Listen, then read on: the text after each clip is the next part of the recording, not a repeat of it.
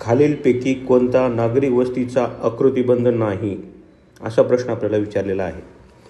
हा प्रश्न सॉल्व करत असताना आपण कीवर्ड्स पाहणं गरजेचं आहे. Not pattern of urban settlement म्हणलेलं आहे. अर्बन सेटलमेंट आपल्याला दोन गोष्टी ह्या ठिकाणी आठवल्या पाहिजेत, अर्बन सेटलमेंट आणि रुरल सेटलमेंट.